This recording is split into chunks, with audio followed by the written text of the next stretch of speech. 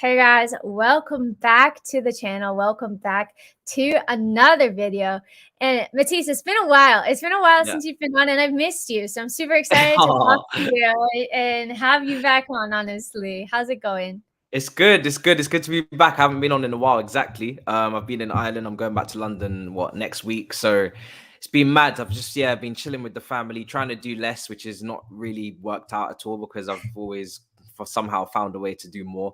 But it's been good. It's been good, and I'm just wondering and waiting for when this transfers will finally be concluded because I'm a bit tired now. We got preseason. I just want things to just be. I want people to catch the flights that they need to catch. Do you know what I mean? Everybody's meant to be going to America. Let's go. Do you know what I mean? Let's hurry up Yeah, and I do this. know.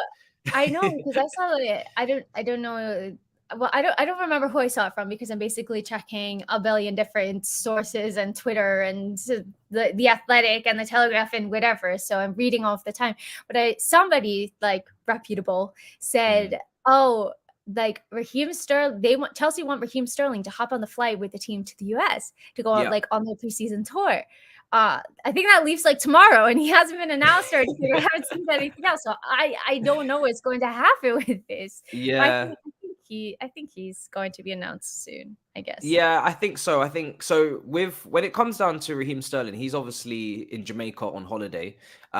So I think they want to delay that announcement so they can get him in the kit, get the pictures, thing like that, before they make the public announcement. And also because this Nathan Ake deal is starting to move along now, they've agreed personal terms this evening, but I didn't really see that as breaking news anyway because that was kind of always going to happen. But then they need to agree the fee, and the fee reportedly is around 40 to 45 million that they're going to agree, or that City want for Ake, which is understandable. I think that's around about what they paid Bournemouth. The Sterling fee is basically done. That's 45 million to 55. We knew that weeks ago. So I think when it comes down to this now, it's just about getting the Ake deal done, and I think they want to announce them as a double deal, as a package. And then they can just put it out like that. So I think that's what they're trying to do because they really could have announced Sterling already. They could have announced Sterling yesterday if they wanted to. But I think they want the images, they want all the PR, they want all of that stuff, and then I think at this point they may as well just do the Ake deal on top. The only thing that I'm interested to see is whether Manchester City will delay Ake because they will want to get a replacement in first, or they'll be happy to sell Ake and then get the replacement after. That's the only thing that will, I think, decide whether they announce this as a double deal or not. But I think because Sterling's in Jamaica, everybody knows Jamaica's closer to America if you just go that way. So it makes more sense if he just makes that flight on his own, maybe in a private jet that way, instead of coming in and then coming back out. So I think he can do his shoot in America probably. Oh, that's really interesting, Matisse, because I didn't know that he was in Jamaica. So He is. Yeah. He's to you right now. How do you feel about Ake coming back to Chelsea? And I want to kind of like add to this question because I saw on Twitter like have you seen the movie Moneyball? Are you familiar with it at all? I don't think I have, no. But do you know what? I might have, but I just might not remember the name. Because that's probably what it is, because that happens to me a lot. Yeah, I think it's Brad Pitt in it. It's super good movie. But basically it's about how they take this like baseball team and they're like not performing and they don't have like the best players from like every, they don't have like the all-star players, but they take the players that they have and they like kind of look for like their strengths and weaknesses, and they say like, okay, instead of having one player, we have two players to like cover this gap or something like that. And it basically like, I don't know, like the synergies of the players combined, and then they go on to like win the what's the World Series in baseball. It's a real story. It actually happened. Baseball, MLB or something. Maybe World Series. I have no idea. You should know American sports more than me. You're the American here. I know. There's a baseball game on Sunday. Like, how American of me. So how do you feel about this transfer, and do you think that that's like kind of a bit of it, or do you think that he's coming in to be like a starter in the starting 11? Like, where do you see him like kind of fitting in? Yeah, I mean, in the back three, for me, Nathan Ake, you'd expect him to be a starter initially, at least, because he's obviously got the strengths of being left-footed. He's played in a back three for Holland. For City, he's been a bit part player. Of course, he's about fourth choice centre back for them. But he is a good player. He is a very good player. I think the thing is with him is he's not world class. I never seen him as world class. I never seen him as a starter in a top team. I always seen him as a squad player. However, we've seen Tuchel take defenders before and put them leaps and bounds above what they are currently at in terms of their level. So I think Good Nathan point. Ake could actually end up being a decent signing. The only thing with Ake is who comes in along with him. It needs to be a top player. You know, it needs to be a level of a Koulibaly or a De Ligt. I personally would have preferred a Koundé over an Ake, but we've got right-sided defenders. You know, in Trevor, we have, you know, God forbid, you don't want to see Reece back there too often because he's so good at right wing back, but you have Reece. And we have a lot of So right-footed defenders. We don't have many left-footed. It's only really him and Colwell and really Malang Sarr. But I'm hoping Malang Sarr probably goes out on loan or is sold, to be honest. So, are you looking at this from the perspective that Chelsea are going to continue in a back three / back five? Because that's something that I've kind of been thinking about with the signing of Raheem Sterling and Rafinha, and I don't know, losing like so many center backs. I'm kind of thinking like, well, we don't have so much squad depth anymore. Perhaps we see a Yeah. back four, but are you looking at it from maybe Tuchel's going to stick with the back five, or maybe we'll see kind of like a combination, and in Yeah. some games we see Ake in the back five, and then other times we switch to a four. How are you feeling about that? I think he needs to use a combination of both because you've got Silva, who's going to be 38. He's predominantly being used in that back three to protect him from an athleticism standpoint. He can obviously cover for people. He doesn't have to go out into the wide areas too often and do more running. But the back three also would hinder potentially Reece James and Chilwell staying fit. Obviously, it's a lot more taxing for them to be going up and down. So I do like the notion of them moving into a back four and not having to cover the whole width of the pitch. We have a lot of wingers as well. We have a lot of wingers in Hudson-Odoi and Pulisic and Sterling. Ziyech is still here if he goes. Even if we were to get a Rafinha or Dembele, they're wingers. So you have wingers, but you don't have spots in the team as wingers. Now, in the back three, of course, you can invert the wing backs as we did last season after the Juve game, and you can tuck those wing backs in and push the wingers out, and they can play in their natural positions. But it could also work the opposite way, where the 10s are tucked in, which they usually are, and the wing backs are in the wide areas. But I think we do need to at times see the four at the back. But I think it predominantly is based on two things: whether we get the right profile of centre back to play in that back four, which would, you know, even a Koulibaly or De Ligt. I don't think it's wise to get Ake and Koundé because they're both, you know, for me, they're both better. I'd say they're both better in the back three. I know Koundé plays in the back four for Sevilla, but he is very good with his leap, but he is still quite short for a centre back. So to have him and Ake in a back four it would be pretty poor on our part. We'd probably be shooting ourselves in the foot. Whereas if you get a De Ligt or a Koulibaly, then you've got someone who's a lot stronger, a lot bigger in terms of frame, and obviously leadership skills wise as well. They cover that, which we're losing from Rudiger. So if we get a De Ligt or a Koulibaly, then I can see a back four more often for sure. And then their partner could be whoever, you know, it could be Trevor, it could be, you know, it could be Ake, it could be anyone. But also Ake could play left back. So if you are playing a back four and you need cover at left back, you have that. It allows you to maybe change within game as well, instead of making an extra sub. So that's something I'm a fan of, is being able to switch system in game without making the extra substitution. So it opens doors up for Tuchel because he's a versatile player. We do definitely need that DM, but if we don't get that DM, people have always said Ake could kind of play DM if need be. Is kind of like a Trevor in that respect, where he could play DM, but didn't really ever play DM too often, apart from the Watford game where there was injuries in the midfield, and then he got injured. So we got like these sneaky depth options in DM if we don't get the actual DM, which I think Ake falls into. But you'd want to get the actual DM for me to switch to a back four as well, unless we are going with a pivot in the midfield where we're already playing a pivot now, but you're given a little bit less protection with the two centre backs instead of the three. So I think it's important to get the DM if they can, but if not, I'm a big fan of Ampadu. So, and he can also play in the back three as well, who never really gets talked about. Hopefully, he has a great preseason in America because he's very good. I think he's a really, really, really good player. I think he just needs a chance, to be honest. Yeah, no, that's a super good point, that there are players that Chelsea have that have been kind of like going on loan, and I don't want to say that we forget about them, because I am a big fan of Ampadu as well, especially from what I've seen from him playing. But he's just like not somebody that we've seen like so consistently in the past couple of years. How would you rate that Ake signing, and is the price a worry for you, given that it's 40, maybe I've seen a 45 million to 50 million for him? I think when you look at the price, obviously it's expensive. Um, you look at Koulibaly's price; he's pretty cheap for the quality that you're getting. He's got a year left. Again, his preference is Barcelona.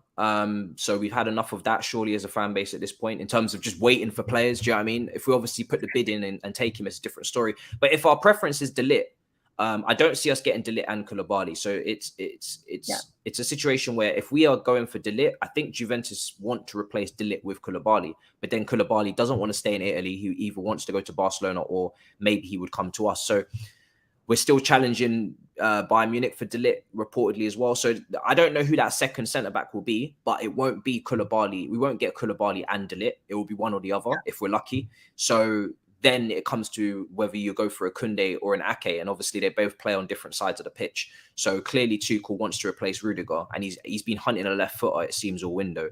You know, he was linked to Bastoni for like a couple of days when we were talking about potential swaps for Lukaku. We were linked with Gavidal at RB Leipzig, but then the asking price was around about 80 million euros or something for the Croatian centre-back, and he's obviously quite young. It's a lot of money. So we've been linked with, and obviously Kempembe as well at PSG, another left footer. So all it tells me is that he wants a left footer, a senior left footer to start.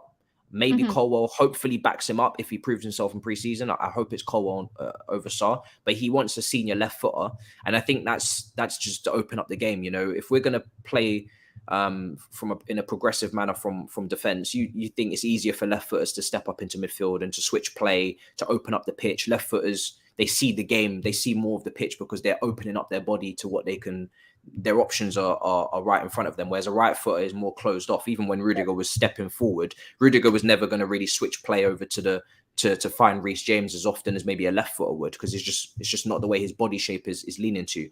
And those extra touches that you have to take to shift it onto your right foot, it's kind of time wasted. So if you've got a left footer over there who can ping balls over the top or can switch play, can do these little triangles, can defend in wide areas, which isn't really spoken about enough as well.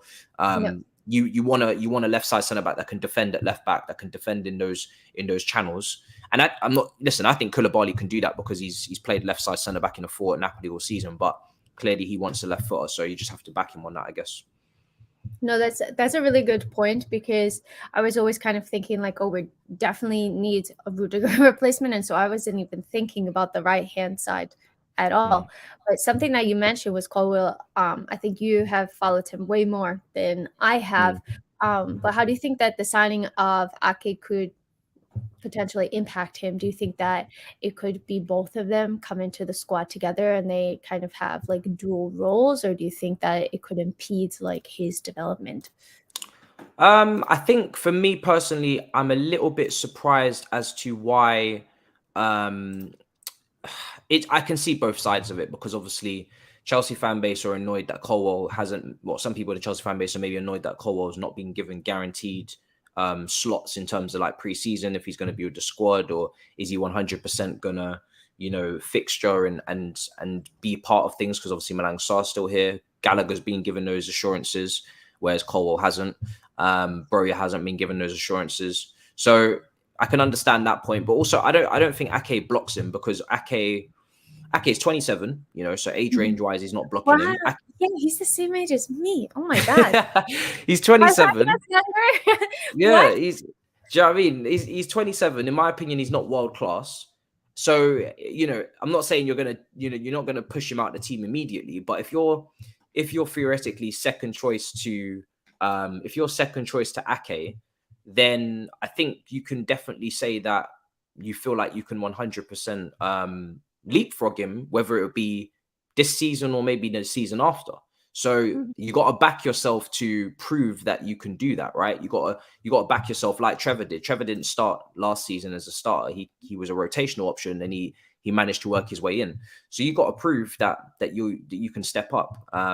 So I think if he rates himself as highly as he should, in terms of his own ceiling and potential, then I don't think Ake should push him away. If we had signed maybe like someone like Gavidal from RB Leipzig, then I would understand. I'd be like, okay, you've just signed a high potential defender, same age, same position. Yeah. Now I can understand why you might think, well, clearly that's the plan for the future, and I'm not that guy. But I don't get the sense with Ake. He's not at a high enough level, and he's also not at the same age. So for me, it's almost pretty perfect for you to, as a young player with a lot of potential, to see Ake and be like, no problem, I'll be behind him for a minute, and then I'll leapfrog afterwards. Yeah, that makes a lot of sense. I don't know. I guess I remember him from Chelsea, and in my mind, he's like perpetually like 23, 24, but we're the same age. That makes a lot of sense. So thank you, Matisse, for that point. I'm gonna start going through kind of the chat, you guys. So if you have questions as well, I mean, there's like so much to talk about. There's been like so many random things that like have dropped today that I really want to get your thoughts on. So hi JM, thanks for joining. JM asks, are you worried at all that we may become compromised FC, both in terms of not signing first choice signings, but also having perhaps too many versatile players? I don't know. Like, I think Raheem Sterling was a first choice signing, absolutely, for Thomas Tuchel and Todd Bowley. And I think like the thing that I've been thinking about is like, yes, all of these other clubs have been signing a lot of players, but like they haven't, like if you're looking at City, Arsenal, Liverpool, Spurs, like we really haven't been going for the same players at all, really. I think Rafinha is kind of like the only one that has been really like, I thought that we were going to sign him and then maybe he ends up going to Barcelona, and De Ligt, I don't know. We can talk about both of those, but how do you feel about that? Are you worried at all? No, I'm not worried. I think for me, I just I spoke to a really informed Barcelona fan on my channel. I spoke to a lot of journalists, and there's some obviously journalists in Spain that are reporting otherwise, which is fair enough. But I just don't believe Barcelona can sign everybody. You know, Oh I yeah, just don't. I commented this like on Ben Jacobs' thing about Yeah, Rafinha today. I was like, can somebody please explain to me how? Like, how are they like in for so many players? the way they're making it out. Obviously, everybody's their preference. That's cool, but how are you going to afford all of these players when you can't even afford? I mean, they only was able just about to register Christensen and Kessie. It's not just about transfer fees; it's about wages as well and meeting the cap. And I just don't think they can afford to sign every single player that they're rumored with. They want Lewandowski, that's meant to be a preference. They want Kunde, that's meant to be a preference. They've got Torres that they signed in January. They've signed Aubameyang in January. People forget that. They've got Fati. So I'm trying to understand why you need Rafinha and Dembele on top of all of those names. And you've still got Depay, who is not going to be as easy to shift as you think, because you tried to bring him up in the meeting yesterday and that got absolutely slammed. We're not bringing in Depay for you. Do you know what I mean? The only thing I hope is that Chelsea don't pursue De Jong too quickly and finance them. You know, don't take away their biggest liability in terms of finances right now, which is De Jong. De Jong is his wage is going up in increments. They owe him 17 million. And he's already on high wages. They can't afford to keep him. But again, these same Spanish media outlets that are reporting everything will get done are the same Spanish media outlets that say that they can afford to keep De Jong and they want him to stay. They can't afford to do all of this. It's not possible. So for me, it's like De Jong is such a big problem for them because they can't afford him and they owe him money. They also owe PK money. They owe, I think, Busquets money. They owe a lot of people a lot of money, and they also have a lot of players like Pjanic that are on wages as well that they're having to pay out. You know, so and if they bring in Alonso and Aspi, or at least one of them, that's just another player added onto the list. So Yeah. I don't know who they're not going to get, but I know that they're not getting everybody. So I'm pretty calm, to be honest. I just want to find out who they get, and then we'll see what happens after that. Well, the thing that I saw with Dembele is, well, I saw an update today that it looks like it's basically set that he's going to stay at Barcelona and that he's going to take like a 40% pay cut or something like that. Yeah. But if you have Dembele, I don't think, like you said, you don't need Rafinha and Dembele. I just don't think that you do, personally. They And play the same position, you know. yeah. Dembele has been guaranteed first team football, and he's been the top assister or joint top assister in La Liga. He's been enjoying his football under Xavi, playing off that right flank and doing really well. Then they've got Torres and Aubameyang that come off the left. If they're gonna go for Lewandowski, which apparently this is one of their main targets, this is a player that they really want to bring in because they want a striker. Then I don't understand where they're playing Rafinha. Are they playing him as a rotational option? Why would you spend £60 million or whatever, 65 million euros, I don't know what it'll end up being, on a rotational option when you need fullbacks, you need a centre back, you need all of these things. I don't know. I find it quite strange, to be honest. But do you think that it was kind of like covering their bases a bit? So if Mm. Dembele, for whatever reason, decided that he wasn't going to stay at Barcelona, then they would have somebody to kind of come in Yeah. straight away. Yeah, I mean that would make sense 100% if they were doing that to cover their backs, because Dembele is currently a free agent. He's not their player anymore, as of 8 days ago. So Dembele is currently free to negotiate with whoever he wants. But if they want them, if they want to keep Dembele, that's fair enough. But if they didn't know, obviously they don't know if he's going to 100% take the terms, then I understand having a backup plan. But to have both of them, I just think it's a bit confusing. I don't really get that. Plus, get a striker in Lewandowski as well. I think that's a very far-fetched. Yeah, I And think that's a lot. Alonso, and they just Mm. signed Christensen. Yeah, it's And Kessie, yeah. yeah. So with kind of that news that came out today, are you feeling more confident in Chelsea signing Rafinha? No, not more confident. I was never really less confident until I'm just kind of just mellowed out on it, because at the end of the day, all of the reports are coming from Spanish media. There's a few other journalists reporting it. There's some journalists like Jacob Steinberg, that are saying that they don't think they can get both. It's unlikely they can get both. Then there's Spanish media that are reporting that they can get both. So I'm just kind of just waiting, but I'd be very surprised if they got all three of Lewandowski, Rafinha, and Dembele in one window, unless they're Oh, getting about 50 million for Depay that I don't know about. So financially, it just doesn't make any sense. I don't understand where I know there's a second lever. Everybody says, oh, the second economic lever, but that's not just for transfers. Do you know what I mean? There's other things that they need to sort out financially in the club. Like I said, they owe people money. They owe people money. They got other things to deal with. I just don't understand. It. It doesn't make any sense to me. But we'll see. We'll see. Thanks It's for mad. this comment. Super nice. Yeah, no, I don't understand it either, but let's move on to another transfer target.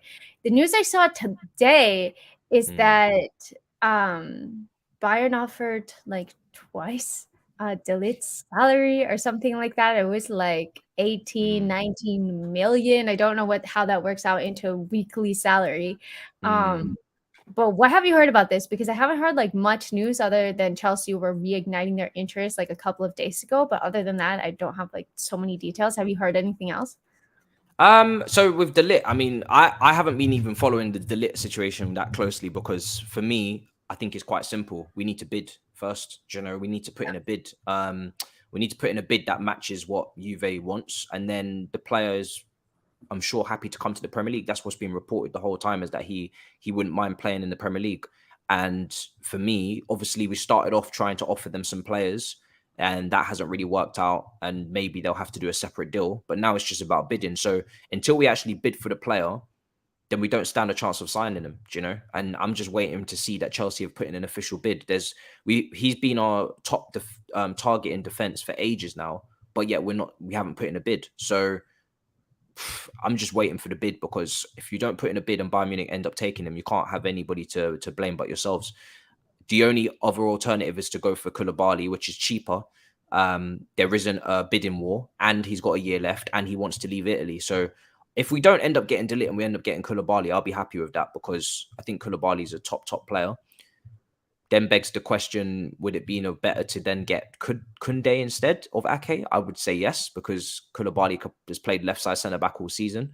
And I think Koundé on that right hand side could bring something completely different to our defence in terms of just on the ball. I think he'd be quality. So it's not my preference to end up with Koulibaly and Ake as a duo. I think if you're going to get a duo, then you get Delit and Ake, or you get Koulibaly or Koundé together as duos, because I think it makes more sense that way. Yeah. But we'll see. I mean, the wages are very high, and that's why I haven't really got too excited about De Jong either. Despite the meeting taking place yesterday, I don't really think De Jong was as big a topic as we would have hoped. Maybe some Chelsea fans, but he was definitely maybe a topic. The meeting was only an hour as well, which tells me that either they agreed upon a few things very quickly or the meeting didn't go anywhere. There hasn't been any updates on the meeting. But De Jong is on massive wages. He's earning 300, north of 300k.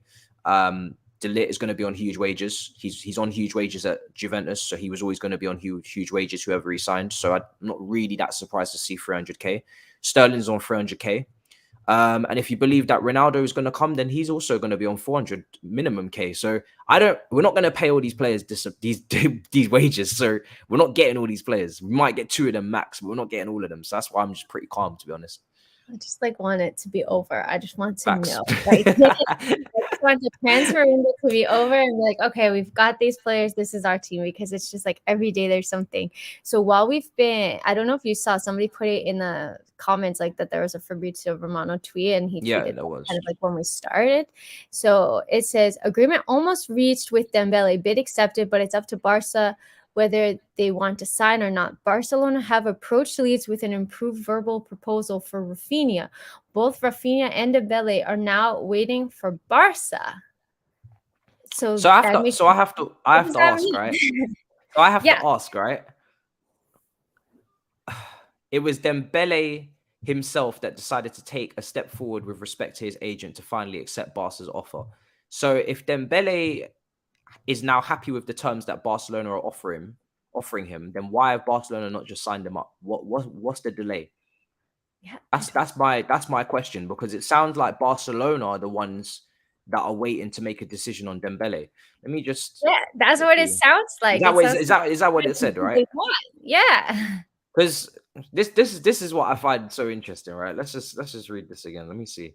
That was an hour ago. Dembele. So this was an hour ago from Fabrizio. He's left this pin. Dembele, Barcelona and players camp are really close to finding a full agreement. Matter of details, but new deal depends on Barcelona's green light. Yeah. Decision now up to Barcelona more than Dembele. Dembele is waiting for Barcelona to decide. Rafinha is part of this domino, right? And then it goes with that update 17 minutes ago. Agreement almost reached with Dembele, bid accepted, but it's up to Barca whether they want to sign or not, like you said. So why are Barca, if they are able to buy both players or bring in both players, why are they waiting to decide on Dembele? They would surely just accept the contract. Dembele would get the here we go. He would go and get the post. They would do the song and dance on Twitch that they do with the red and blue lights. And Dembele would be a Barcelona player. What is the wait? The wait is because they want to see if they can agree with Leeds with maybe loads of installments. They're trying to sort out a verbal agreement because, in my opinion, they can only get one or the other. That's the thing. And they're deciding who they're going to get. They're trying to decide, is it going to be Dembele we get or is it going to be Rafinha? If you can get both, then what is the holdup? That's my question right now. What is the holdup if you can get both? It doesn't make any sense. Do you think if they go for Rafinha, then Chelsea will go in for Dembele? I hope so. Yeah, I mean, because we need a right winger. At this point, I don't really care who we get. I have a slight preference towards Rafinha just because he's durable and obviously availability is a bigger thing for me. But Dembele is very talented, and to be fair, he has worked to get away from injuries a lot recently in the last couple of years. Julian Laurens was slamming down that injury curse that he had before and saying, listen, don't judge him on that anymore. He was saying that to me, so I said, all right, cool, I'll ease off your boy. So yeah, listen, Dembele is very talented. He's a freak, in terms of chance creation. He's so creative, both footed. I'd be so excited for him. I just hope he stays fit. But I know it's his preference to be at Barcelona, hence why he's waiting. And I know it's Rafinha's preference as well, but I don't really care who we get at this point. We just need to get one of them in so we can start preseason. So I'm just hoping this is one of them. Yeah. It seems like it's going to be one of them.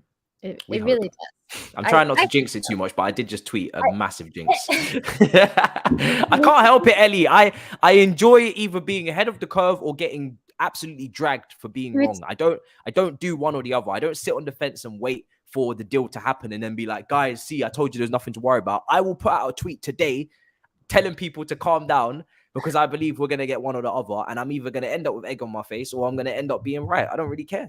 I'm here for the Yeah, drama regardless. I Just mean, make there's sure you not so CC much me that in the you email. not much you can do. Like, it's your opinion. It's You my it's opinion, isn't it? It's just it my opinion is. from what I've read, from what I've seen about their financial situation. I'm just Exactly. that's what I currently think. But if they can somehow manage to push themselves more into debt and sign both of them, then be my guest.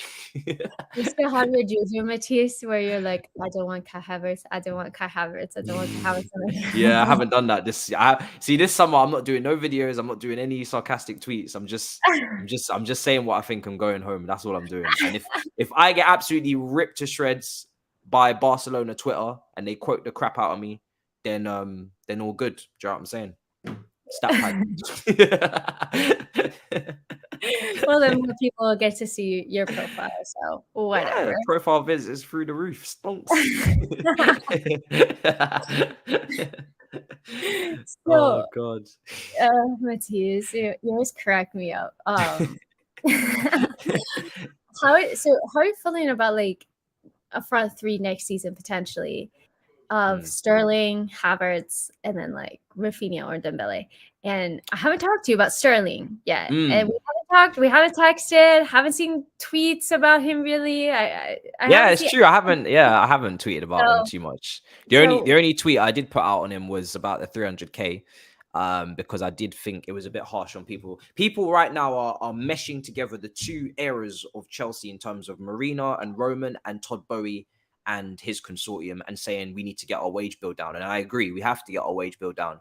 But you can't crucify Todd for the current wage bill because he didn't create it. So he's trying to rectify it. And you can't crucify Todd for not negotiating Sterling down from his current earnings in that his like he prime. makes 300K now. Exactly. So it's not He's not Todd's fault that he makes expected. 300k at Manchester City, that he's in his prime, that he's won everything and almost anything apart from Champions League. It's not his fault that he is commanding that wage, you know. Whereas it is our fault that we put Timo Werner on 270k when he was on 120 at Leipzig. It is our fault that we negotiated Chilwell at 190 when he was on below 100 at Leicester. It is our fault that Malang Sarr's on 100, that Kepa's on 150. So that's our fault. Do you know what I mean? But that's not Todd's fault. So, you know, I'm like, that's all I've had to say on it. And I think with Sterling, he's a player that he just demands his respect. And I think he's definitely not the solution by himself. And if we only have him and we don't bring in the other player on the right, then I will have a lot of concerns. But just him in isolation, he's a very good player, and he's going to fix one thing out of the three issues I have, which is finishing, creative passing, like just better elite level passing, and then dribblers, one-on-one ability. And he solves the 1v1 ability, and he does solve the goals and the finishing, because he's I think he's the third highest goal scorer under Pep. Yep. Yep. So he's not an elite finisher. I don't think he's a Son at Tottenham or a Kane or anything like that. But I think he will get goals as long as we have the chance creation from the right with Reece James and another creative winger in a Dembele or Rafinha. And hopefully we don't get Ronaldo, and then I'll be happy. So I know we have to speak about Ronaldo as well, because that's another one. But I was talking to some City fans that you kindly suggested that I reach Yes, out of to. course. And they were MCFC Davs was saying, you know, over the past couple of seasons, we've seen Sterling's goal contributions go down slightly because he hasn't been playing with an out and out nine. Once Aguero left, we saw his goal contributions go down. And that could be for a couple of reasons. One, because he prefers playing with nine, but two, maybe because he was kind of like expected to be the person to step up and kind of take over the goals that Aguero was not going to be there to score anymore. And maybe there was like that. And he spoke about that Raheem Sterling does really well when he doesn't have too much time to think, because when he has too much time, that's when he messes up. And that's why you see him miss a lot of penalties, for example. We have penalty takers. I don't need Raheem Sterling to take penalties at Chelsea. We have plenty of people that can score penalties. But are you worried at all about that comment? I mean, even with his like performance going down, he still hit like double-digit goals, which is something that we don't really see at Chelsea. So it's not like he hasn't been performing. It's just that he was at like a crazy level, and it's dipped slightly. But kind of knowing that he'd be playing, I think, with Kai, and I personally view Kai more as a striker now, but he's not. He's not. I don't know. He hasn't always Prolific. played. Yeah. Yeah. You know, like Yeah. he's not an Aguero. He's not a Kane. He's kind of like his Yeah. own Yeah. thing. You know. Yeah, he's not prolific. I think with Kai, I think you just have to I think you just have to just give him the role. You have to give him the start. Like, what's the point in paying 75, 70, whatever million it is for a player that has high potential, that you're expecting to improve year in, year out, that's meant to be one of your golden boys that you build around for the future, and then you don't give him a starting position? I'm not saying he doesn't have competition, but you need to give him a starting position. And then you have someone in Sterling with experience who knows the league, who can play off of him. And I don't really see, and I know Man City fans have been saying that Sterling plays better with a striker. Kai is the striker. You know, Kai Yeah. Kai is the striker. There you go. That's the striker. That's the person that makes vertical runs in behind. That's the person that makes the runs across the line. That's the person that links up the play. That's the person that is in the box to score. And at the end of the day, it's on Kai to improve. And he's meant to improve every year. You can look at last year and say that's not good enough, but you're not looking at Kai last year and expecting Kai to be like that next year. That's not the point. It's the same with all of these young players. Every year they're meant to get better and better. And it's up to us to have a bit of patience and actually go along with that, because otherwise, what's the point in signing young players? People want to sign Alicia from Crystal Palace. People want to sign, even Mark Gurhey back or Tomori back. They will have to improve year in, year out. Do you know what I mean? These are players that would have had to have improved year in, year out, and they will frustrate you. They won't be the finished article. But if you haven't got the patience to wait for players to develop, then there's no point signing players under the age of 24. So I've seen Chelsea fans say they want Anthony. What do you think Anthony's going to be like? Anthony's going to need time. Anthony's going to take ages to develop. He's young. I've watched a few Ajax games and in the Champions League. He's not the finished article. He can be quite frustrating. So I just think with Kai, if you're going to buy someone for that amount of money, then you have to believe in them to an extent, and at least then you can make a bit more of a decision on him next summer and go for someone that suits us a bit more as well. When the market opens up, maybe there's some more options. And my whole idea was I hope that we would have someone that could play across the front three. So you'd have Broyo, you'd have Kai, and then you'd have a sneaky depth option that could play along the front three, whether that would be Jesus or Richarlison, whoever it would have been.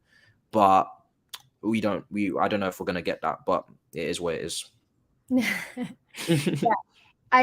That's kind of what comes to mind for me as well. Like, Kai is the striker for us. I think the thing that kind of came to mind when you were speaking, Matisse, is the fact that last season, like, Chelsea kind of like had to play Lukaku, and I know that there were a period of games where Kai did start, but it was after Thomas Tuchel gave Lukaku like a 10-game run and he didn't score. And so it's like, okay, now we play Kai, and then Kai started scoring. But it's not like Kai had the most consistent run in the team either. So I think if you put Kai up there with a front three that's consistent, I think that's kind of been like a theme at Chelsea over the past couple of years since Diego Costa and Hazard left. Like, we haven't really had like a front three that we know is going to start for the most part week in, week out. And of course we can see rotation, but I do think that it's kind of important to not have like to just have like some chemistry and to have some consistency within the front three. And it seems like we just have all of these attackers that are consistent at some point, or they start scoring and then they'll stop scoring and they'll kind of run out of consistency. And I don't think that helps, because you kind of like are always changing who you're playing with. You're never on the same wavelength. We saw it a million times with Ziyech that he'll put a ball in and then nobody gets on the end because nobody's like thinking about it. So I think that having maybe like a Sterling, Havertz, and then whoever it is on that right-hand side playing consistently can help Havertz as well. And it's also going to help him to know that he has somebody who's going to open up the space, take on players, he's Premier League proven. He knows how to break down those defenses that we struggle to break down, even if it's chaotic. So for that reason, I think like Sterling could be very, very positive for Chelsea. I think we have to. We scored the third most amount of goals last year, not 6. I said 6 accidentally on All You Can Eat Chelsea. Got absolutely dragged in the comments. To be honest, I don't know. That's so shocking. It's disgusting from me. It's like the Norwich game. So third highest goal scorers, but then 4th for big chances created and 4th for big chances missed. So You know, as much as we say our finishing isn't good enough, which it isn't, neither is the chance creation. You know, neither is the chance creation. So we need to improve both. But if you're telling me, because I know we're not going to improve everything in one window, and I know our attack is not going to be as good as Tottenham's or as good as Man City's or as good as Liverpool's. But if you're telling me that we can create loads of chances next year, be entertaining to watch, be fluid, play good football, press from the front, be a bit more of what Tuchel apparently wants to be, or we can have striker like Lukaku at the beginning of the start of the season, or whoever it will be up front next season that has to outperform their XG. We don't play good football. We're boring to watch. We're predictable again. We go down the flanks, we cross, and we look to shithouse games and take one goal leads and whatnot, and we over rely on the defense. I'm picking the former. I'm picking chance creation. I'm picking loads of chances. And if you're missing, then cool, but we can sort that out later. At least fix one of the issues, and also entertain. And you can improve finishing. You know, you can improve. Pulisic's a decent finisher when he's at his best. Yeah. Sterling can put the ball in the back of the net. Kai, I'm sure, can go up gears. Whoever comes on the right flank can contribute. Gallagher can shoot. Mount can shoot. Mhm. There's enough in there where I could say, right, not only with improvement, but also, you know, with training. Whereas chance creation, can you really teach people to be more skillful? Not really. You either got it or you don't. Can you teach people to play that elite level pass? Not really. You've either got it or you don't. So I'd rather have that than the other, you know, if we have to choose. Yeah, no, super good point. And I know this has been on the screen forever, but thank you, Daniel. I just met Daniel. He's super nice and always very supportive. So yeah, guys, if you're liking this content, make sure to drop it a like because it helps me out and it'll help people find Matisse as well. Dimitri said 49 appearances, 32 goals, 8 assists for Raheem Sterling. So not too shabby. Not too Is that shabby. the prediction? Jesus Christ. No. I think that's what he had last season. I think Is that's it? what he had There's last no season. way he got that many goals. I'm pretty sure. Yeah, I think one of the City fans told me. So, guys, in the comments, if you guys have like your stats open, I think this is all comps, but I think 32 goals last season, really? I think I mean, so. I don't know. I didn't Correct look. me if I'm wrong. Correct me if I'm wrong. But I think that's what it was.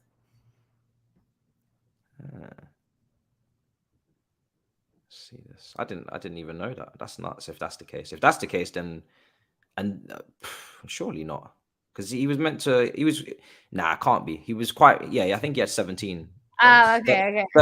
13 in the league and 17 overall, because he wasn't starting constantly. The only way he would get 32 goals is if he was a constant starter. He definitely wasn't. He was coming off the bench a bit, and that's why he wanted to leave in the end, because Pep wanted to keep him. They were going to give him a new contract, because he's not old. Do you know what I mean? And he's been there a while. They can depend upon him. Yeah, he's 27 as well. Yeah, he didn't like the fact that he was just coming off the bench, bit part role, and he felt like he'd done more than enough, which he has, in terms of like his stature now, to show that he can be dependable as a constant starter. So they couldn't agree to keep him, so he decided that he's going to go. Yeah.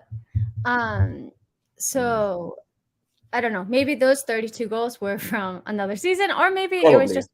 I saw something like I saw a crazy stat yesterday that Daph shared with me. It might have been his best. It might have been his best season at Man City with Aguero or something. Season. Yeah. Oh, you're talking about Ronaldo. Oh, okay. Maybe I missed it. Everybody say that he talks about Ronaldo. I wouldn't be surprised if Sterling had that stat though, to be honest, like a couple of seasons ago. But that kind of leads us to Ronaldo, Matisse, who's somebody else that we haven't had a chance to talk about. I kind of have my feelings on it. I know the fan base is pretty split. I think we're probably more or less on the same page with Ronaldo. But for me, I don't know. I'm thinking somebody said it was 2016-17. Okay, see, I'm not going crazy. For me, for Ronaldo, I just feel that it upsets, like, I don't know, like, it's Ronaldo, of course, but I just think like it upsets like the balance, and it upsets the dressing room, and it's a quick fix. Like, you're gonna have him for 2 years, absolute max. Shouldn't be 2, but yeah, if it's 2, then bloody hell. You know, and sure, maybe he's going to score goals, but you also have to kind of like cater how you play exactly to him. Yeah. And Uh, no, I uh, just don't. He's going to be a massive, massive wish. I just don't. I don't think it's worth it. I just want us the to like rebuild and focus on that personally. yeah, I What do you mean, think? the whole point of this was to rebuild, to plan for the long term, to because the short term we're not winning in the league, we're not direct competitors for the Champions League. Um, so and we didn't win the Champions League based on any one individual. We based upon a team ethic, counter press, quick, and obviously quality. But it was 11 players that won that Champions League. It wasn't one. It wasn't catering to anyone. It wasn't with No. Lukaku. We was weaker with Lukaku, funnily enough. So, and he didn't play in that fight back against Real Madrid at the Santiago Bernabeu. So that would be the template if it was me. If it was Thomas Tuchel looking at that, I'd be surprised if that wasn't the template going forward to make a team. So when you talk about Ronaldo, first of all, we don't even have the facilities for that. We don't even have the facilities for that because if you're talking about bringing in Ronaldo, the rest of your team needs to be sorted. You can't have gaping holes in midfield or imbalance in midfield. You can't have athleticism issues with Jorginho or athleticism issues or at least an aging defender in Thiago Silva. You got to have the whole team at the top peak of its powers, and everything's sorted like a Man City. And we've got issues. Our chance creation isn't perfect. You know, we don't have the depth as well in areas where we should. And when you talk about Ronaldo, he's obviously not going to press. He was on the bottom percentile for pressing, so that's going to force. If we're going to press with Ronaldo, our press is either going to be really poor and really shabby and really easy to get through, and then put pressure on the midfield, or it's going to rely upon other players to give an extra 10, 15, 20% with their press because Ronaldo is not going to press at the same level because he can't. And then, you know, sometimes when attackers have to do too much work off the ball and overexert themselves, then they're actually tired mentally when it comes to making the final decision and being precise in the final third and actually doing what they need to do when they get the ball. So you don't want to have too much of an imbalance there. And it will hurt us dominating in terms of trying to dominate games if we can't counter press properly. But more so as well, he just doesn't offer enough. I watched him. He just doesn't offer enough. He scores goals. That's great. But at the end of the day, in terms of the way that we create chances, we need everybody to contribute. We can't create chances for one person. We tried that with Lukaku, it didn't work. Yeah, And exactly. And I don't want to he compare Lukaku and Ronaldo no, at all. like They're not the he's a same. much yeah, of course, Ronaldo is a better player than Lukaku technically, but at the end of the day, he's still a bit static in terms of the fact that he's a penalty box striker. Only 2 of his goals came from outside the box. I think 3 of the goals were penalties out of the 18. He had 9 goals in mid-March, and then he got a couple of hat tricks against Tottenham and Norwich that brought his numbers up. But I watched a good 9-10 game period in the middle of the season where Ronaldo not only was not scoring, but he was non-existent. So if you can't get the ball to him to put the ball in the back of net, he is of no use to you in any other department. He's not gonna dribble past players. He can't run the channels. He's not gonna be able to drop off and help you create more chances. I think he created around about 7 big chances in the league, which was way below obviously Mason Mount, who topped for us in 10, but I know he was on set pieces. Ziyech on 9, Kova was on higher. Like Ronaldo is not giving you enough in general play. So in that stint where he didn't score for Manchester United in that 10-game period where everybody was like, where's Ronaldo? He's ghosted. He's gone missing. He didn't contribute to anything and nothing helped. And then people will say, well, you know, it's Ronaldo. How could you not get him easily? Just don't get him. But also, when you look at Ronaldo, we're buying for the short term. If we're buying for the short term to go and win the league, then fair enough. But we're actually not going anywhere with Ronaldo. Where is he carrying us to? Or we're carrying him defensively? Because he's obviously a liability defensively. He's a liability in chance creation because he doesn't get as involved as a different player would in AKE. So what we're doing with Ronaldo is we're facilitating to one person once again. I also believe that sometimes the reason why some other attackers' metrics may drop is because they actually start over catering to Ronaldo. They don't have the bravery to take on the player, to take the shot, because they're always looking to Ronaldo because he's their idol. But that's just a personal thing that I think. As well, like yeah, they kind of shrink on the pitch a little bit. They shrink. Their responsibility shrinks. Their bravery shrinks because they're so in awe of Ronaldo, and he's always calling for the ball. He always wants it. It's Ronaldo. How could you not give it to him? If you don't pass to him and you miss, he's barking at you. The fans are on your back because it's Ronaldo. You're stupid. You should have passed to Ronaldo. And all of that circus that comes with it, it actually tends to make the attackers around him shrink. And they're actually meant to be improving according to a lot of people. But he's not the type of player to bring more out of others. It's all more about getting it out of him. He's the one chasing the Ballon d'Or. He's the one chasing the top scorer Golden Boot. You have to make sure that he is scoring. He is the main man. That's what Ronaldo's always been. He's always been the main man. He's never been the guy that facilitates for others, that is the guy that takes away from his own game to bring others in. And he's not that guy, you know? So for me, for me, it doesn't make any sense. And for Tuchel, when he values pressing and energy, the way he speaks about Gallagher, and I don't even completely agree that we should always think about these things and not actually the quality and the technique as well, because I think Gallagher's got ways to go in terms of what he can offer against slow blocks and whatnot with his passing range and things like that. That's never really discussed. But if you're gonna press, you have to press properly. Liverpool, when they pressed and they suffocated teams, is because they were really, really good pressers and they were consistent at it. If you have a few liabilities in a press, then it's not a press anymore. You may as well drop off. So I just don't. For me, it just doesn't make any sense. Especially when he's dealt with a massive ego in Lukaku last year. Why would you want to go and deal with another ego again? It doesn't make any sense. It's foolishness. Yeah, I think this point from Daniel makes a lot of sense. Hazard as the striker will do more for Chelsea's game. Ronaldo is a better finisher. And Havertz is going to grow with the team. He's still super young. So I agree with that. And for the reports that I've seen, I don't think that Thomas Tuchel is too keen on Ronaldo either. And I think that Todd Bowley is really giving Thomas Tuchel basically like full veto power and decision making. Dude saying spot on, Ma. So for me, I would be shocked if I see this transfer happen, and I'm not really pulling for it or whatever. Like I don't think that it would be like the smartest move ever. Obviously, if he comes, I'm gonna be as supportive as I am with every player that comes to Chelsea. But no, I don't think that is one that really we need to be looking at. So, Matisse. Got a couple more football questions for you, and we're meant to talk about random shit, but there's just been so many football things that it was never gonna happen, Ellie. It was never gonna happen. You gotta do a pre-record, man. I tell you, it's not gonna happen, bro. I know. What was I going to say? Okay, I have my question again. Who do you think Chelsea need to sign to make this like a great window? 9 out of 10. Yeah, like a great window, like 9 out of 10. Like a 8, 9 out of 10, and then what would be like the perfect 10 out of 10 window? So for me, they got to sign. First of all, who should we be keeping? Of course, I want Levi Colwill in ahead of Malang Sarr. That would be a big thing for me in making this window successful, because it would tell me that we're not making the same mistake we made with Tomori, with Gurhi. We're going to keep a young, promising, high potential defender for free, and we're going to prioritize him over, in my opinion, Deadwood.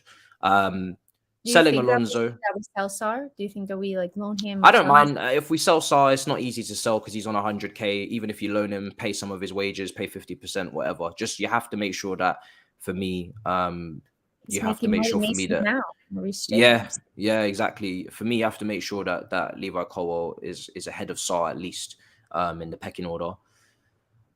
Then I'd want obviously the 2 centre backs. So let's just say realistically, you're gonna get Ake and De Ligt, because that's probably makes the most sense in terms of Ake's agreed personal terms, and De Ligt, hopefully, you know, if you're getting Ake, you may as well get his counterpart for his country, chemistry wise. Then in midfield, a DM. I think if you do end up getting Declan Rice over the line, I think that's for a fee that isn't mad, but obviously it will probably end up being quite high, but it will still hopefully be a solid fee. Then I think that's a great buy, because we need another midfielder. We need energy in that midfield, but also just not even just energy, because Gallagher has the energy, but I'm talking about just in terms of DM profile. You need someone who can win the ball, but also in transition is not going to get exposed and physically can handle the pace of the game as well.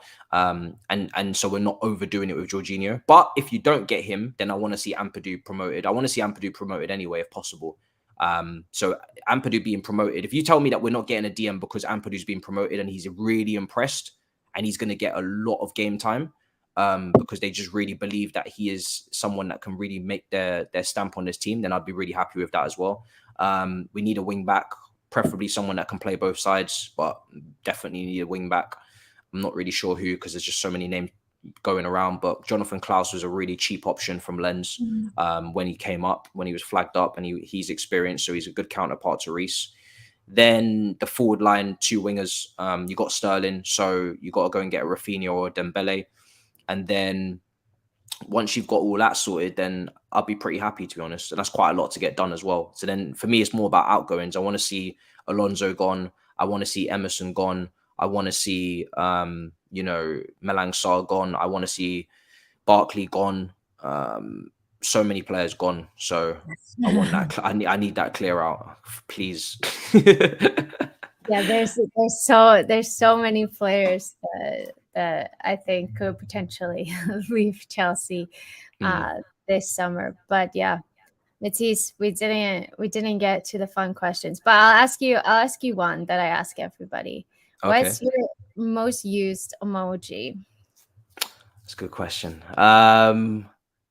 Right now, it's the can I check? Am I allowed to check? Yeah, of course.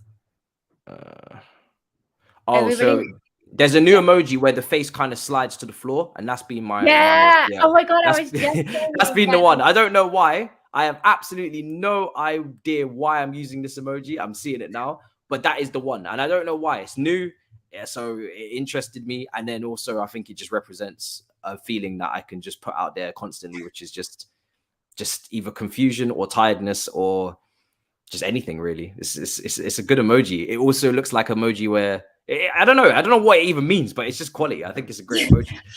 I was literally having this conversation with somebody that I wanted to use that emoji more because I love this so much. Yeah. For me, it just means like 101 different things. It could mean that you're tired. It could mean that you're confused. It could mean that it could be. I've told many people to shut up with that emoji. Like, it's just such a good emoji. It's just quality. Like, you just can't go wrong with it. It's just, and I don't send it with any words. I just use it and then just leave the chat. And just send it to my girl all the time. Yeah, it's just calm. It's easy. That's hilarious. That's hilarious. Well, guys, I hope that you enjoyed this kind of like transfer special. If you did, make sure to sub to the channel, like this video, comment so that other people can find it. And yeah, Matisse, thank you so much for an hour of your time, and let everybody know where they can find you. I know you're doing like a billion things all the time. Yeah. Well, I will be streaming on Twitch now. That will be the next thing I'm on with Rants and Daps. Obviously, Ellie spoke to Daps on here about Manchester City. So we'll be going live on Twitch in a minute. So check us out there. I did upload on YouTube. There's a long all-you-can-eat Chelsea show up. So I'm not uploading again today on YouTube. That will be tomorrow. Check that out if you haven't already. That was a big Ronaldo debate. It was me and Alex Goldberg versus Miz and Eunice for Ronaldo in and Ronaldo out. And we also spoke about the midfield as well. So because we've been linked with like De Jong, we spoke about De Jong, we spoke about the Sporting Lisbon midfielder Nunes, we spoke about Savage. So yeah, spoke about a few midfielders. So yeah, it's a quality episode. It's so funny, just loads and loads of debating. So yeah, check it out. Cool. So guys, hope that you enjoyed this. If you did, again, like it, sub to the channel. Make sure to watch out for Matisse's content, for the content that I have coming up as well. And if you're rewatching this, if you're not live, hope that you enjoyed it and enjoy the rest of your day, evening, whatever time you're watching this. And until next time, I'm out. Bye.